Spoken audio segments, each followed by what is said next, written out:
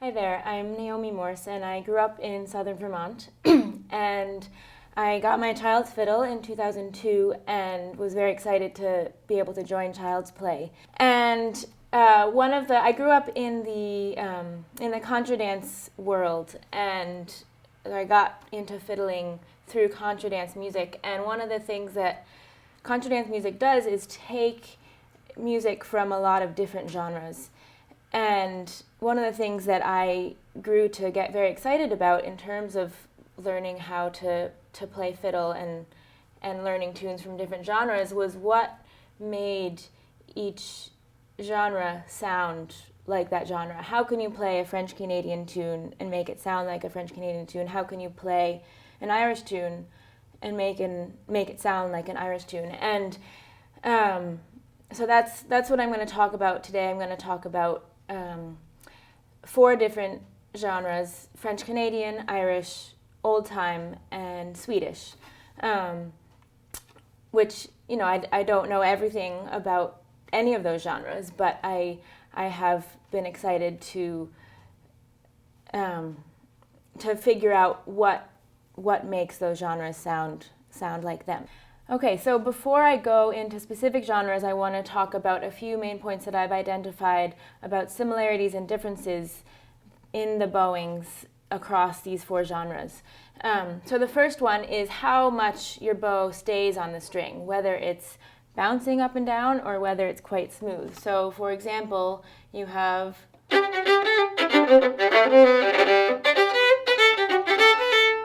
that's quite bouncy.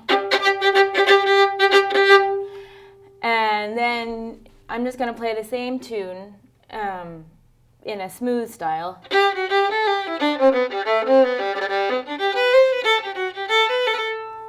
So that's the same tune. It happens to be a French Canadian tune, but you can play it in both ways. So that's one point. The next one is how much pulse you have in the bow, and this one comes more when you have long notes, sort of whether you're gonna just play your note straight or whether you're gonna have some pulsing into it. So that's the pulsing, and that the pulsing happens more in old time and Swedish music, but there's a bit of it in the other genres as well. And then the third point is how much air you have between the notes, and that is it's different than bounce. And it's a hard point to really put to words, but it's the difference between, let's say, I'm going to try and play with not much air.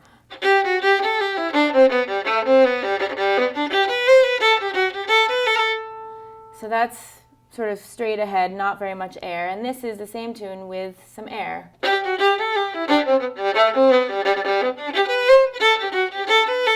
So I wasn't really getting that bouncy there, but I was putting air in between the notes. And how I think about it, you're at the end of the notes, you're not actually taking the bow off the string, but you are letting up the pressure, slowing down the bow, and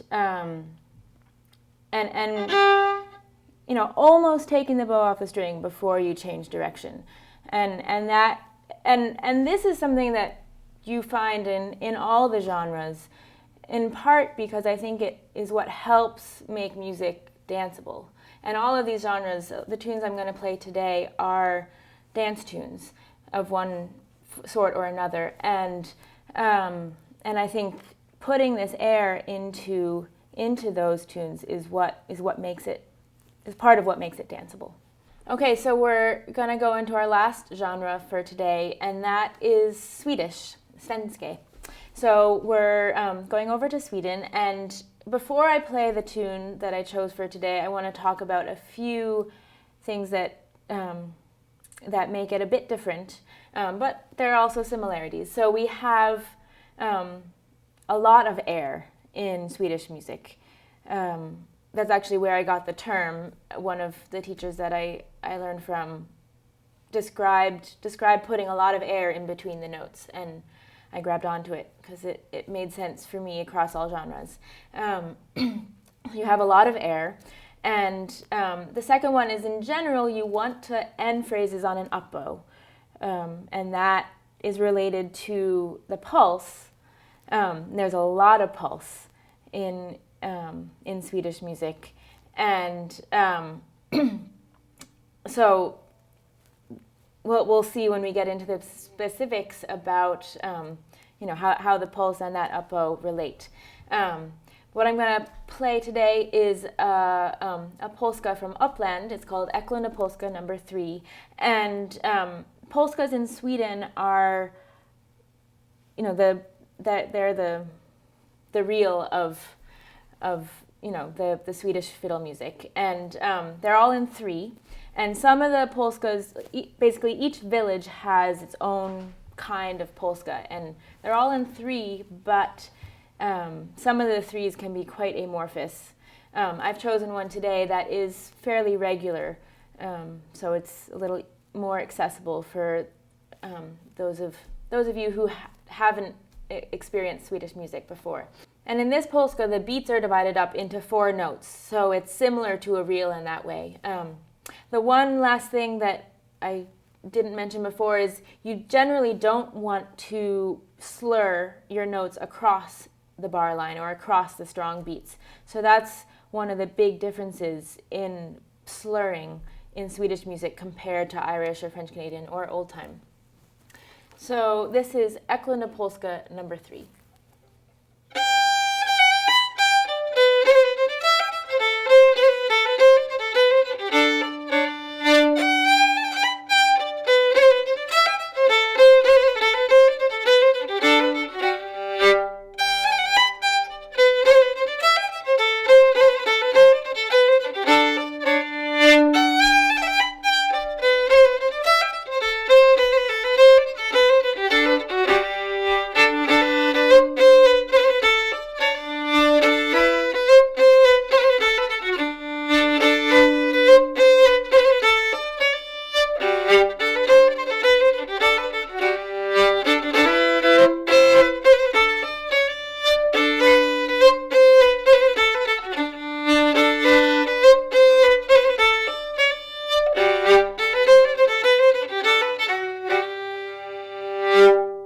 So let's break that down a little bit and see what's happening there. Starting at the beginning.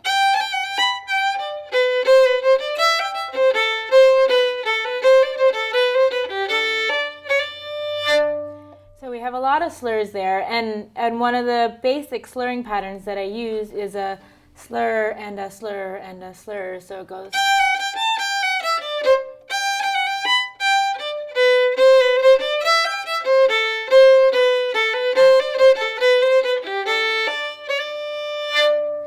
Now we're ending on the up bow.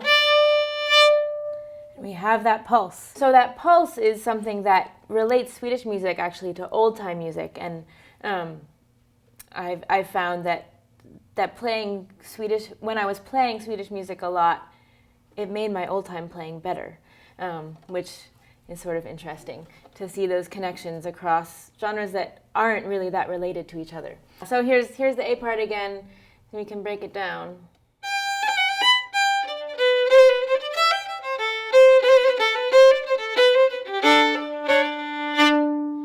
So looking just at those last couple measures, we have some bites in there, and I would call that really a pulse, even though you're playing, a number of notes, and really putting that big pulse in there at the end, and that. One of the reasons for ending on an up bow is so that you can, it's easier to do that kind of pulse, sort of rumphing at the end of a note. When you're closer to the frog, it's easier to get that extra pressure.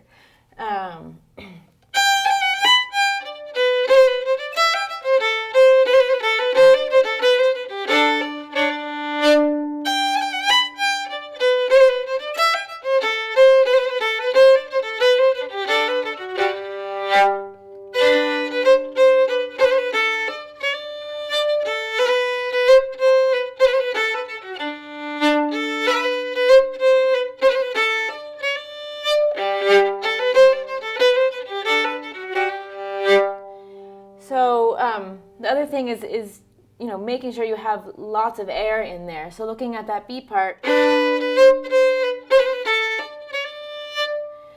there's, my bow, I don't think comes off the string there, but there are times when there's no sound really, and that's giving it that lift. Let me try and do it even slower.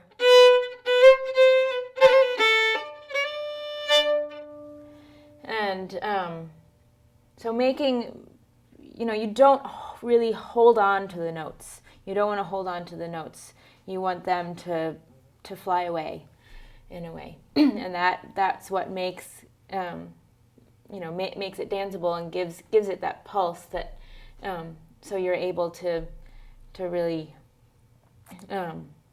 fly. A lot of the dances that this music is for are couple dancing, where you're spinning a lot, and that there's a lot of sort of up in the air for the dancers as well as the music.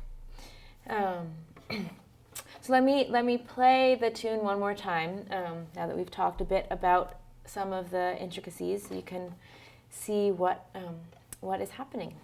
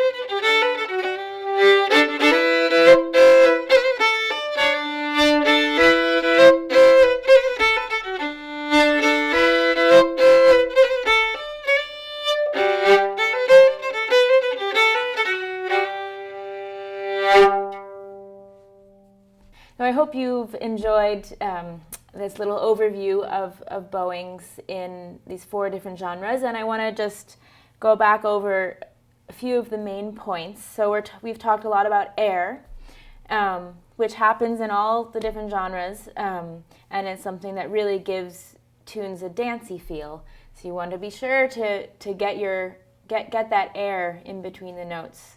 You don't want to keep your bow on the string all the time. The other thing we talked a lot about is pulse, and making sure that when you're playing one long note, it's not just one long note. You're putting some beats into that long note. And then the other aspect is how much your bow is on the string. So whether it's bouncy, like in French Canadian tunes, or whether it's smoother, like in Irish or old time. Hopefully you've enjoyed this lesson, and it can help you in your exploration of figuring out how to play different genres of fiddle tunes, and how these different bowings help you get into the essence of each genre.